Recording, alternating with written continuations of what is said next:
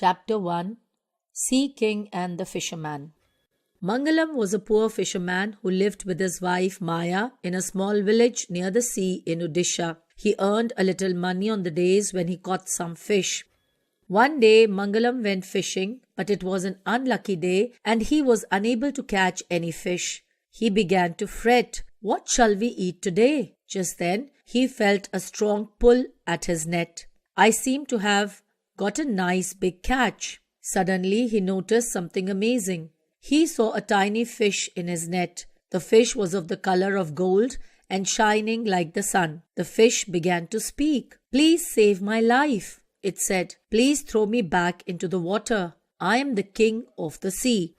"The king of the sea?" remarked Mangalam. He opened his net and the fish fell back into the water. At once, the water turned to the color of gold. He watched spellbound as the mighty king of the sea rose up from the waves and said in his majestic voice, "Thank you, fisherman. I grant you 2 wishes in return for your kindness. Come to the seashore and call out to me whenever you want anything." Mangalam bowed happily and replied, "Thank you, king of the sea, but I need to talk to my wife before I can tell you my first wish. I will be back soon." Mangalam was elated. He ran back home to Maya and told her excitedly, "The king of the sea came to my net today and I saved him by throwing him back into the water, and he has granted us 2 wishes, so we can have all the things we need now." Maya was thrilled. "Oh, how wonderful! Don't you think we should straightaway ask the king of the sea to give us some respectable clothes at least?" Mangalam was delighted by the idea. "I'll do just that," he said, "and I'll ask him for some ornaments as well. I'm sure that will please you." So Mangalam rushed back to the seashore. He stood at the edge of the water and called out, "Oh, king of the sea, please come and bestow upon me the wish you had promised."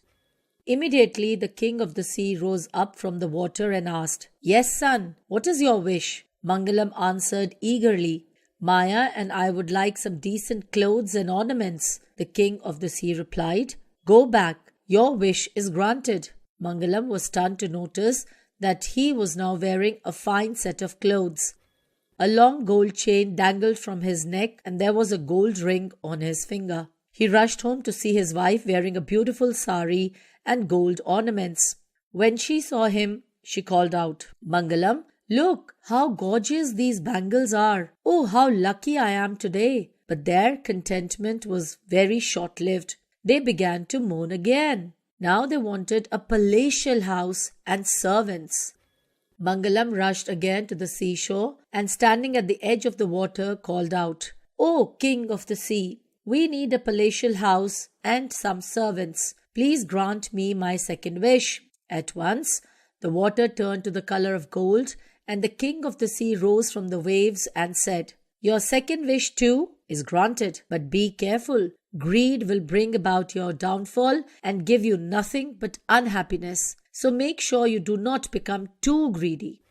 Mangalam returned home to find Maya lying on a mat in their palatial house, while a maid massaged her feet. One servant was busy with the cooking, another was mending his fishing net, while yet another rushed forward with a mat for him.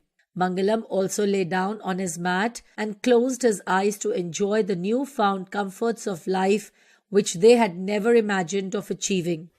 Life now seemed happy and trouble-free for Mangalam and Maya, but it was only a week that they began to grumble again. Maya complained, "Do you know that in spite of our fine house and servants, the village women still call me a fisherman's wife? It makes me feel quite humiliated." Mangalam reacted immediately, "Yes, they still call me a fisherman too. I'll go and tell the king of the sea to make me a king. Then the village women will have to call you a queen." Maya was afraid. She said, "Aren't the 2 wishes you were granted over? I really like the idea of your becoming a king, but I'm not sure whether we should ask the king of the sea for anything more." "Don't be afraid," said Mangalam. "I saved the life of the king of the sea. Surely he cannot refuse me this one last wish." Mangalam then walked back to the seashore and called out, "King of the sea, grant me one more wish. Make me a king and my wife a queen. But this time, the king of the sea did not appear. Instead, the waves rose up high and the sky turned dark as an angry voice arose from the water. Go back, Mangalam. You are too greedy. You will lose everything. But I hope you'll both learn a lesson. Mangalam walked home sadly to find that he was again wearing his dirty, ragged clothes. When he reached home, he saw Maya standing outside their hut wearing her old sari. With tears in her eyes, she told him, "We should have never been so greedy. We should have never again asked for more than what was granted to us."